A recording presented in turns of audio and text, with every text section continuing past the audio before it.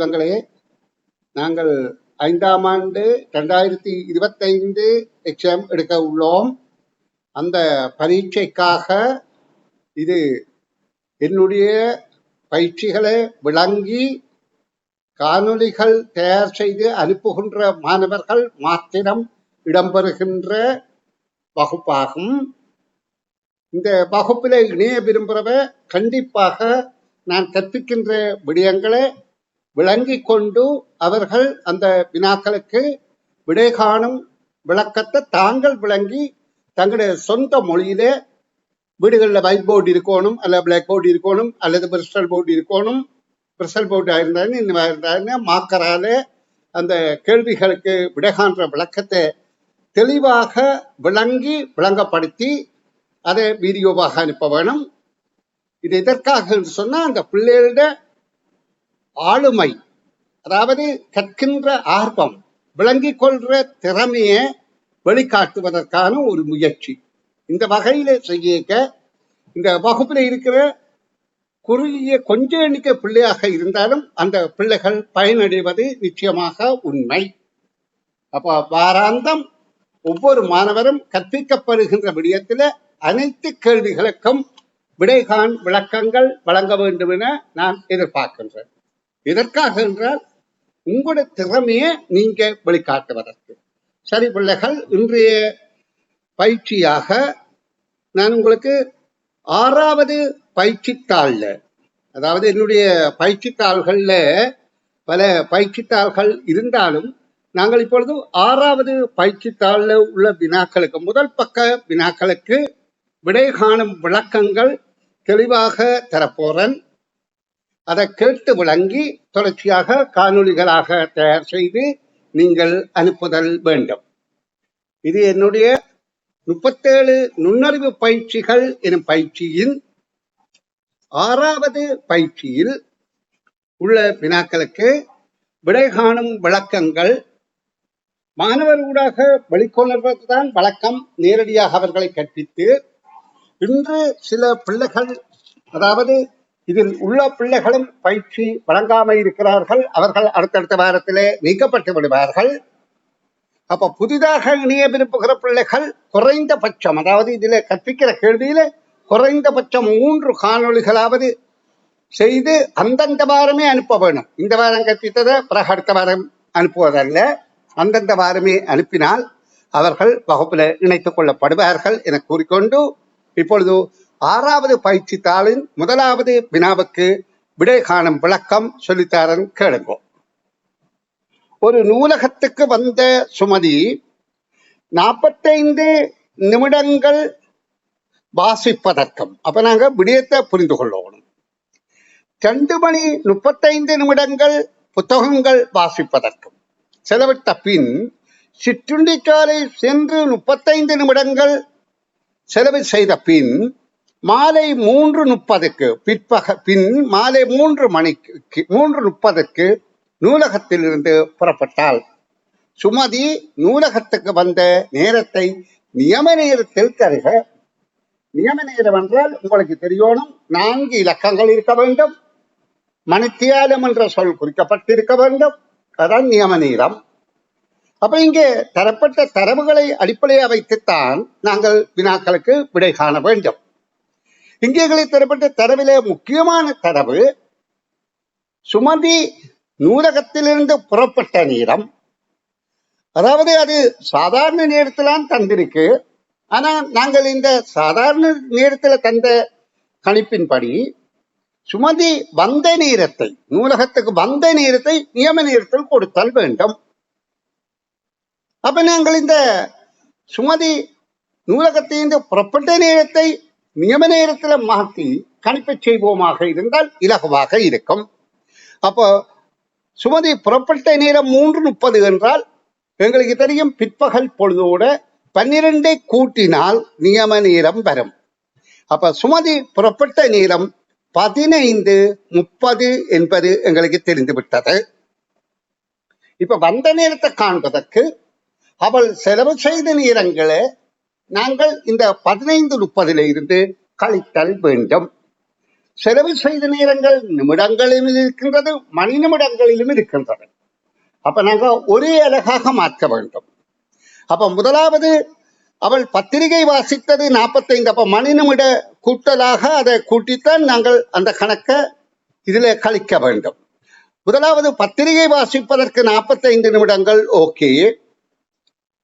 அடுத்தது அவள் புத்தகங்கள் வாசிப்பதற்கு 2 மணி 35 நிமிடங்கள். ஓகே, அதை கூட்ட போறோம். அடுத்ததாக அவள் சிற்றுண்டிச்சாலையிலே இருந்தது 35 நிமிடங்கள் அங்க செலவிட்டது. அப்ப இந்த 3 வகையான செலவிட்ட நேரங்களை கூட்டி, இது மணி நிமிட கூட்டல் என்பதை கருத்தில் கொள்ளுங்கோ. மணி நிமிட கூட்டல் என்ன விசேடங்கள் என்றால், நிமிடத்தில 60 நிமிடங்களுக்கு மேலே மணித்தியாலங்களாக மாற்றப்படுதல் வேண்டும். இப்ப சாதாரண எண் கூட்டல்ல நாங்கள் கூட்டுகின்ற போது 1 10 என்று அதுல 99 வரையில 9 வரையில இடலாம். 100 என்றால் அடுத்தடுத்து போகணும். ஆனா இங்க அப்படி இல்லை. இங்க 59 வரையில தான் இடலாம். அதாவது 1 இடத்துல 9 இடலாம், 10 இடத்துல 55 தான் இடலாம். 5க்கு மேலே 60 நிமிடம் வந்தா ஒரு மணித்தியாலம் ஆயிடும். அப்ப நாங்க இதை கூட்டி பார்ப்போம். 5, 15, 1 மீதி.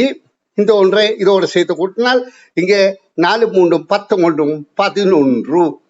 அப்ப 11ல எங்களுக்கு தெரிய வேண்டும், இதுல 6 வந்து இந்த 11ல 6 1 மணி நேரம். அப்ப 6 போனால் 5. அப்ப இந்த இடத்துல நாங்கள் 5 என்பதை போட்டுவிட்டு 1 மணி நேரத்தை மற்ற இடத்துல கூட்டினால் 3 மணி 55 நிமிடம். இப்ப இந்த 3:55 அவள் புறப்பட்ட நேரத்தில் இருந்து கழிக்க வேண்டும். அவள் புறப்பட்ட நேரம் 15:30. அதுல 3:55 கழித்தால், இப்ப கழிக்கிறதுக்கு 30ல 55 போகாது. இங்கே இருந்து ஒரு மணித்தியாலத்தை எடுத்தால் அது 60 நிமிடங்கள். அப்ப இது இப்ப 90 நிமிடங்கள் ஆகிவிட்டது. 90ல 55 கழித்தல் வேண்டும். 90ல 55 போனால் எங்களுக்கு தெரியும் 35. இப்ப இது 14 1 கடன் கொடுக்கப்பட்டிருக்கின்றது. 4ல 3 போனா 1 1. அப்ப இது அப்படியே நியம நேரம் என்று சொன்னால் 11.2.35 மணித்தியாலங்கள் என்று எழுதுதல் வேண்டும். இந்த கேள்விக்கான விடை விளக்கம் உங்களுக்கு புரிந்திருக்கும் என எதிர்பார்க்கின்றேன். இனி அடுத்த கேள்வியே வாசிக்கின்றேன். அன்பு குழந்தைகளே, உங்களே திறமைசாலியாக மாற்றுவதே என்னுடைய முழு நம்பிக்கை. அதற்கு நீங்கள் ஒத்துழைத்தால் நல்ல பெறுபேறு நிச்சயமாக பெற முடியும். அதற்கு எந்த வகையில் ஒத்துழைக்க வேண்டும்? கற்பிப்பதை பூரணமாக புரிந்து கொள்ள வேண்டும். புரிந்ததை உங்களுடைய சொந்த மொழிநடையில காணொளிகளாக வெளிப்படுத்த வேண்டும். அந்த காணொலியை நான் அப்படியே என்னுடைய யூடியூப் சேனல்ல போடுவேன் இல்லை. நான் அதை பார்த்து சரிபுல பார்த்து சரியானவற்றை மட்டும்தான் போடுவேன். பிள்ளையானதை போட்டுக் கொள்ள மாட்டேன். நான் அப்படியால் நான் அதை பார்ப்பதே எனக்கு பெரிய சிரமமான காரியமாயினும் உங்கள் நலன் கருதி அவற்றை செய்கின்றபடியால் நீங்கள் இதில் அக்கறையோட இருங்கள். சரி, 2வது வினாக்க போவோம். 20 படிகள் உள்ள படிக்கட்டில் ரேவதி 1வது படிக்கட்டிலும் பாத்திமா 20வது படிக்கட்டிலும் நிற்கின்றனர். கீழிருந்து மேலாக ரேவதி ஒரு படி ஏறும்போது பாத்திமா மேலிருந்து கீழாக 2 படிகள் இறங்குவாள். ரேவதி 7வது படியில் நிற்கின்ற போது பாத்திமா எத்தனையாவது படியில் நிற்பாள் என்பதே கேள்வி. இப்ப இந்த கேள்வியை நாங்க புரிந்து கொள்ளணும். இப்படியாக படிகளாக மொத்தம் 20 படிகள் இருக்கின்றதா? அப்ப கீழே உள்ளது இதுல கணக்கை இருக்கிறதாக நாங்க கற்பனை பண்ணி இது 1வது படி என்று வைத்துக் கொள்வோம். இந்த 20 படிக்கட்டில ரேவதி என்பவள் இந்த 1வது படியில் நிற்கின்றாள். ரேவதி 20வது படியில பாத்திமா என்பவள் நிற்கின்றாள். பாத்திமா. இப்ப இங்கே என்ன சொல்லப்படுகின்றது? ரேவதி ஒரு படி ஏற பாத்திமா 2 படிகள் இறங்குவாள். ரேவதி 7வது படியில் நிற்கும் போது பாத்திமா எத்தனையாவது படியில் நிற்பாள் என்பது கேள்வி. இப்ப எங்களுக்கு முதல்ல தரவுகளை விளங்கிக் கொள்வோம். தரவின்படி 20வது படியிலே பாத்திமா நிற்கின்றாள், முதலாவது படியிலே ரேவதி நிற்கின்றாள். ரேவதி ஒரு படி ஏறுகின்ற போது பாத்திமா 2 படி இறங்குவாள். அப்ப இதற்கு என்ன இலக்கு வழியும் குயிக்கா விட காணணும். நாங்க நேரத்தை விதியம் செய்ய முடியாது. இப்ப இதிலே ஒவ்வொன்றாகத்தான் அவள் கூடிக்கொண்டு போகின்றாள். 7வது படிக்கட்டுக்கு இவள் வருவதற்கு எத்தனை தடவை எண்ணிக்கை மாறி இருக்கின்றால் 6. ஏன் 7 கொண்டு போனால் 6. அப்ப 6 தடவை அவள் ஏறுகின்ற போது இவள் 6 தர 2 12 படிக்கட்டுகள் இறங்கி இருப்பாள். அப்ப 20ல 12 போனால் அவள் 8வது படிக்கட்டில் நிற்பாள். பாத்திமா 8வது படியில், ரேவதி 7வது படியில் என்பது எங்களால் இலகுவாக புரிந்து கொள்ளக்கூடியதாக இருக்கின்றது. இது சாதாரண கணிப்பு. அப்ப அதுக்காக நாங்கள் இப்படி 1வது படி, 20வது படி, 2வது படி, 19வது படி, 3வது படி, 18வது இப்படி எல்லாம் செய்து கொண்டிருந்தால் நேரம் விரயமாகும். அப்ப கணிப்பின் மூலம் மிக இலகுவாக விடை காண கற்றுக்கொள்ள வேண்டும். இனி அடுத்த வினாவுக்கு கற்பிக்கின்றேன். இப்ப நான் இது முற்றிலும் நான் கற்பிக்கின்ற காணொலியாக தயார் செய்கிற காரணம் என்னென்றால், இந்த வகுப்பிலே ஒரு மிக குறிக்கப்பட்ட இப்ப இருக்கிற மாணவர்கள் அல்ல, கிட்டத்தட்ட ஒரு 10-15 மாணவரை மட்டும்தான் நான் வகுப்பில் வைத்திருக்க போறேன். அதுவும் அதிக அளவில் தங்களுடைய திறமைகளை வெளிக்காட்டுகிற பிள்ளைகளையும் ஒழுக்கமாக வகுப்புக்கு வர பிள்ளைகளையும். ஒழுக்கம் குறைந்தவர்களும் இதுல வைத்திருக்க மாட்டேன். இது இலவச வகுப்பு. ஒழுக்கம் குறைந்தவர்களும் வைத்திருக்க மாட்டேன். ஏனோ தானோ ஒன்று தங்களுடைய கடமைக்கு ஏதோ என்ன பொழுதுபோக்குவதற்காக காணொலி அனுப்புவர்களும் வைத்திருக்க மாட்டேன். இது எதற்காக சொல்றேன் என்று சொன்னால், அந்த 10 பிள்ளைகளும் மற்றவர்களுக்கு கற்பிக்க போறார்கள். அந்த 10 பிள்ளைகளும் சிறந்த பெறுபேறு எடுக்க போறார்கள் என்பதுதான் ஆணித்தரமான உண்மை. ஏன் இது கற்பதன் மூலம் நாங்கள் நிறைய விடயத்தை புரிந்து கொள்கின்றோம் என்பதை கருத்தில் கொள்வோம். இனி 3வது கேள்விக்கு வாரன். உட்பக்கம் தெரியாத பட்டியல் என்றது. அப்ப இந்த கேள்வியை நாங்க கற்கிற போது நாங்கள் இந்த கேள்விக்குரிய விடயங்களை விளங்கிக் கொண்டே கற்க வேண்டும். இது மனதில் விளங்க வேண்டும். அப்ப நான் இந்த கேள்விக்குரிய விடயத்தை சொல்லிக் கொண்டிருக்கிறேன். உட்பக்கம் தெரியாத பட்டி ஒன்றில் 3 மஞ்சள் நிற பந்துகளும், அதாவது அதுக்குள்ள 3 மஞ்சள் நிற பந்துகளும், நன்றாக விளங்கிக் கொள்ளுங்க. 3 மஞ்சள் நிற பந்துகளும், 3 சிவப்பு நிற பந்துகளும், 3 சிவப்பு நிற பந்துகளும், 3 பச்சை நிற பந்துகளும், 3 பச்சை நிற பந்துகளும்,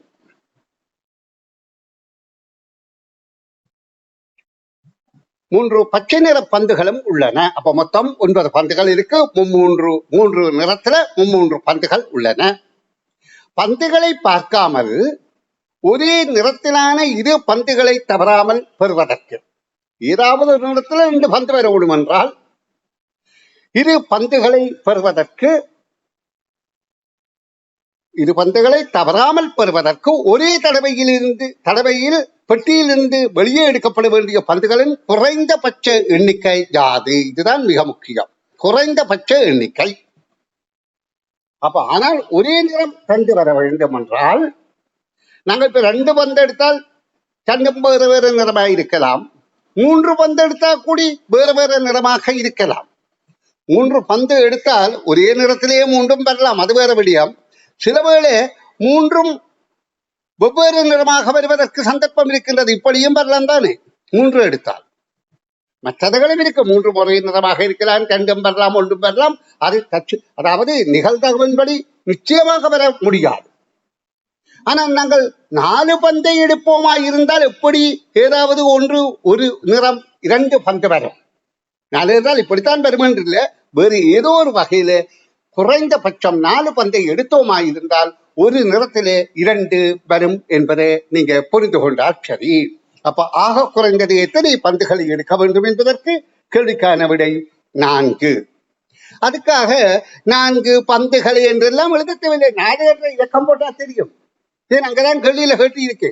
வெளியே எடுக்கப்பட வேண்டிய பந்துகளின் எண்ணிக்கை, குறைந்தபட்ச எண்ணிக்கை யாது? எண்ணிக்கையை தானே நீங்க போடணும். 4. அதாவது நாங்க வினாத்தாள்ல சொற்களை எழுத்துக்களை பயன்படுத்துறத குறைத்துக் கொள்ளுங்க, தேவைக்கு கேட்டதுக்கு விட. ஏனென்றால் சொற்களை எழுதக்கூடாது சொல்றால் நீங்க எழுத்து பிள்ளைகளை அதை காட்டி கொடுத்துரும். சரி, இனி அடுத்த கேள்வியை பார்வையிடுவோம். அடுத்த கேள்வி நான்காவது கேள்வி. சாதாரண வருடம் ஒன்றில் தை மாதம் 1ஆம் திகதி திங்கட்கிழமை ஆகின், இப்ப சாதாரண வருடம் என்றோன்னு எங்களுக்கு 365 நாட்கள் என்பது மனதில் புரிந்துவிட வேண்டும். தை மாதம் 1ஆம் திகதி திங்கட்கிழமை ஆகின் அவ்வருடத்தின் 100வது நாள், 200வது நாள், 300வது நாள் என்ன கிழமைகள் வரும்? மாதம், திகதி, கிழமை மூன்றும் குறிக்க வேண்டும் என்று கேட்கப்படுகின்றது. அப்ப எங்களுக்கு இதுல 365 நாள் உள்ள மாதம் வருடத்திலே எங்கட கையை முஸ்தி பிடித்து, இப்ப நான் கையை முஸ்தி பிடித்து காட்டுறேன், இந்த 4 விரல மட்டும் காட்டுறேன், மற்ற கீழே உள்ள விரல் இப்படி இருக்கின்றது, அடுத்த கையில கீழே உள்ள விரல் இப்படி இருக்கின்றது, இப்படி 4 விரல்களை காட்டுறேன். இப்ப இந்த கையை முஸ்தி பிடிச்சு பார்த்ததுல இருந்து எங்களுக்கு 1, 3, 5, 7, 8, 10, 12, 31 நாட்கள் உள்ள மாதங்கள். இந்த 2ஆம் மாதம், இந்த வருடத்திலே இது சாதாரண வருடம் என்றபடியால் 2ஆம் மாதம் மட்டும் 28 நாட்கள். இது தவிர்ந்த அனைத்தும் மற்ற 4 மாதங்களும், இது தண்டுக்கு அடுத்தது 1, இது 3, இது 1, 3, இது 4, இது 6, இது 8க்கு அடுத்தது 9, இது 11. இந்த 4 மாதங்களும் 30 நாட்கள். இப்ப எங்களுக்கு இந்த மாதங்களும் தெரிய வேண்டும். தை, மாசி, பங்குனி, சித்திரை, வைகாசி என்று 12 மாதங்களும் ஒழுங்கிலே தெரிதல் வேண்டும். அப்ப தெரிவதற்கு முதல்ல நாங்க சாதாரண இடத்துல தை 1ஆம் திகதி நன்றாக கவனித்துக் கொள்ளுங்க பிள்ளைகள். ஏனென்றால் இது நன்றாக புரிந்தால்தான் உங்களால விடை விளக்கம் சொல்ல முடியும். தை 1ஆம் திகதி திங்கட்கிழமை என்று சொல்லப்படுகின்றது. அப்ப எங்களுக்கு தெரியும், இனி 8ஆம் திகதி திங்கள், அப்படி 7 கூடிக்கொண்டு போறது திங்கள். அந்த திங்கட்கிழமை வார எண்கள் எல்லாம் எத்தனையாம் நாளா இருந்தா என்ன, 7ஆல வகுக்கும் போது 1 மீதி வந்தால் திங்கள், 2 மீதி வந்தால் செவ்வாய், 3 மீதி வந்தால் புதன், 4 மீதி வந்தால் வியாழன், 5 மீதி வந்தால் வெள்ளி, 5 மீதி வந்தால் வெள்ளி, 6 மீதி வந்தால் சனி, மீதி வராவிட்டால் பூச்சியம் என்றால் அது ஞாயிற்றுக்கிழமை. ஏன் 7 நாள் இருக்கின்றபடியால் 7ஆல வகுத்து 1 மீதி வந்தால் திங்கட்கிழமை, இது திங்கட்கிழமை. 2 மீதி வந்தால் செவ்வாய், 1 மீதி, 2 மீதி, 3 மீதி, 4 மீதி, 5 மீதி, 6 மீதி, மீதி வரவில்லை என்றால் 7ஆல வகுத்தால், மீதி வராவிட்டால் ஞாயிற்றுக்கிழமை.